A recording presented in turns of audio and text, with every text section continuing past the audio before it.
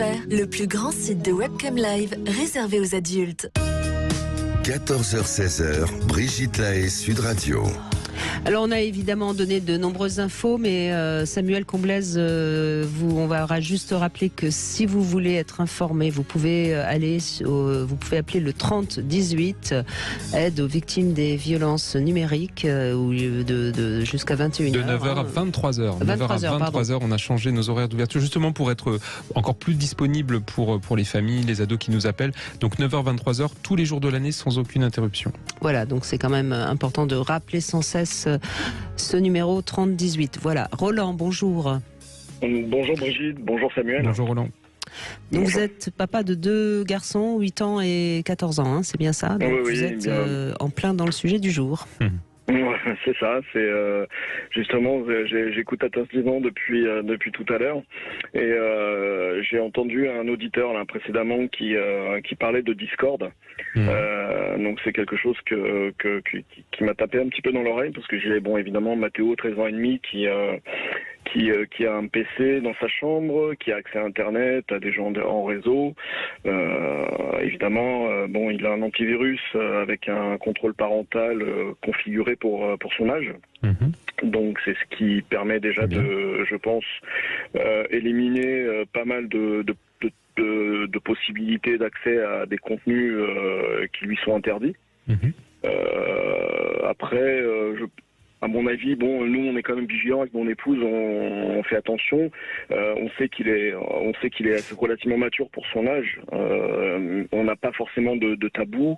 On va pas discuter en famille de certaines choses qui sont relatives à des pratiques sexuelles ou mais bon, si lui en fait la demande, s'il a des questions à poser, on lui a toujours dit, on privilégie beaucoup la discussion.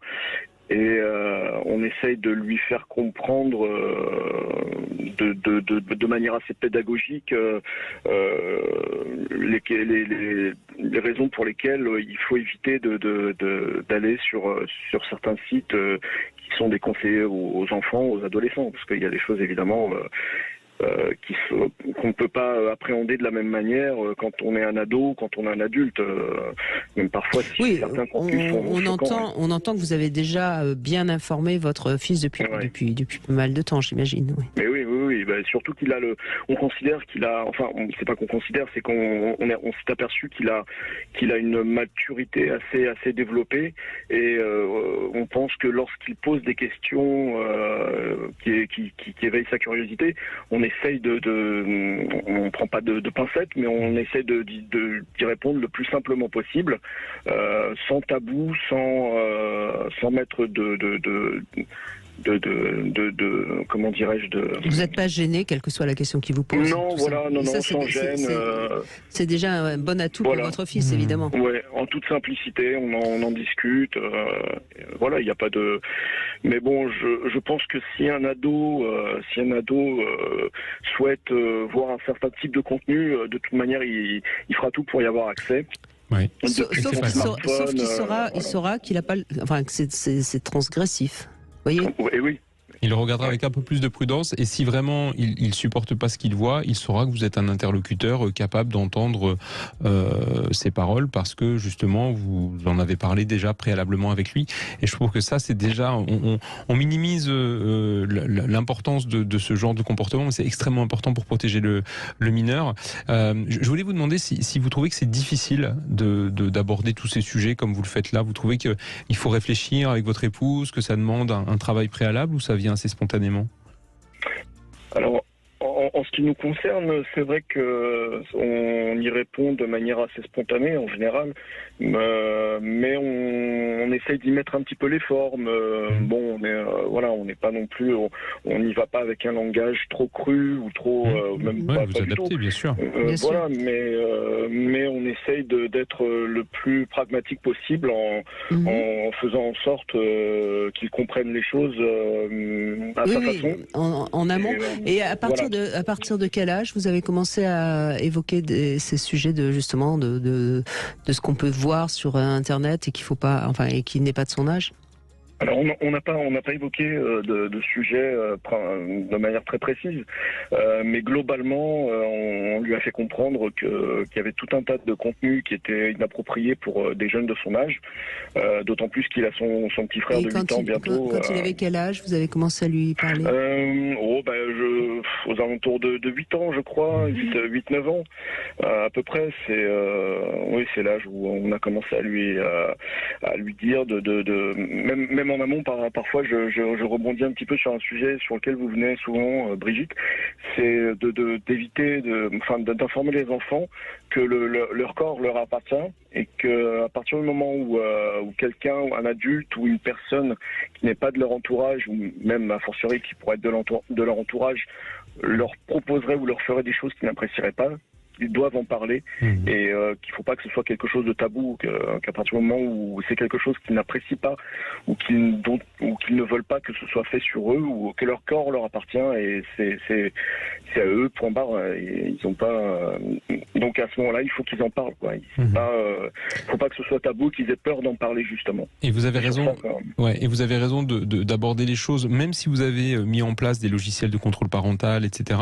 Parce que vos voisins chez lesquels vos enfants vont peut-être jouer le mercredi après-midi n'ont pas forcément cette même prudence et c'est parfois la petite roue dans la raquette, comme on dit, qui permet que l'adolescent ou l'enfant va aller sur des sites qui ne lui sont pas réservés et vous avez l'impression que vous avez bien fait, ce qui est vrai, mais il faut se dire que l'enfant il est autonome aussi dans ses déplacements et que parfois il peut être avec des copains ou avec des parents qui n'ont pas la même vigilance. Donc bien sûr, mettre en place des logiciels, c'est important, et puis de continuer à agir en prévention et en dialoguant, c'est aussi très important.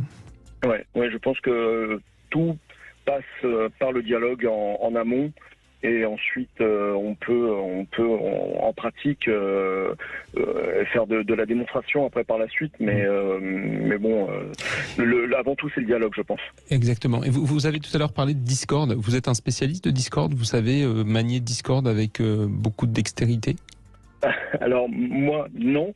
Par contre, je suis déjà dépassé à ce niveau-là depuis mon fils. Parce que lui a déjà installé tout un tas de logiciels qui ont fait des choses un peu bizarres sur son PC. Donc il m'a demandé d'enlever certains malwares, certains trucs un peu bizarres. De temps en temps, je contrôle un petit peu justement l'historique comme le précédent auditeur là tout à l'heure. Et c'est vrai que jusqu'à présent, à moins qu'il soit plus malin que je ne le pense et qu'il efface lui l'historique, mais à ma connaissance, en tout cas, je n'ai jamais vu quelque chose qui puisse me faire penser qu'il va sur des réseaux sur lesquels il n'aurait pas le droit d'aller. Très bien. Et en tout cas, je m'attendais à ce que vous me disiez que vous n'y connaissez rien. Et je dirais que c'est pas grave. Rien dire pour c'est très bien. Mais c'est très bien. Mais on n'a pas besoin d'être un spécialiste d'un sujet pour pouvoir en parler à nos enfants. D'abord parce que vous pouvez apprendre de vos enfants. Et s'ils sont spécialistes de Discord, faites-vous expliquer comment ça fonctionne. Et vous aurez forcément des moments où vous allez réagir en disant là, je trouve que tu réagis pas forcément comme je le souhaite avec ton petit camarade. Là, il faut faire peut-être un petit peu attention. Là, la manière dont tu admets des copains sur ton réseau social et dans ta communauté, il faut peut-être être un petit peu prudent. Et bien sûr, techniquement, vous serez dépassé et c'est pas grave. Votre enfant peut vous expliquer. Par contre, vous pouvez lui expliquer, je dirais, le bon sens que nous avons adultes et que nous pouvons avoir parce que nous avons l'expérience de vie, ce que les enfants n'ont pas. Et voilà. Donc c'est un message un peu général que je lance de se dire, on n'a pas besoin d'être un spécialiste des jeux vidéo, on n'a pas besoin d'être un spécialiste des réseaux sociaux pour faire de la prévention avec les enfants. Les enfants nous expliquent et puis on réagit tout simplement. Avec bon sens. Exactement. Absolument. Juste dernière question, Roland, votre fils donc a 14 ans, le plus jeune 8 ans, vous voyez déjà une différence entre les deux ? Ah oui, complètement, parce que le plus jeune, Thomas, 8 ans, lui, c'est surtout les vidéos YouTube. Alors, on a un historique de vidéos YouTube impressionnant, c'est quelque chose de phénoménal. Il peut voir jusqu'à 80 vidéos YouTube si on l'arrête pas d'affilée. Mais là où on est un peu plus vigilant, c'est surtout sur le contenu que son frère regarde, qui ne serait pas forcément adapté pour lui. Et là, oui, on voit nettement que déjà le plus jeune de 8 ans s'intéresse de plus près à des jeux comme Fortnite ou des jeux un peu plus violents auxquels il n'aurait pas le droit de jouer, et avec lesquels il joue malheureusement. Mais bon, donc c'est là où on voit comment ça s'accélère et c'est d'où la nécessité réellement de réagir, quoi. De parler et puis de sensibiliser le grand au fait que le petit forcément l'admire parce que c'est le grand frère et qu'il a envie de faire comme lui parce que c'est le grand frère et qu'il faut qu'il soit vigilant lui-même pour être protecteur pour son petit frère quand il regarde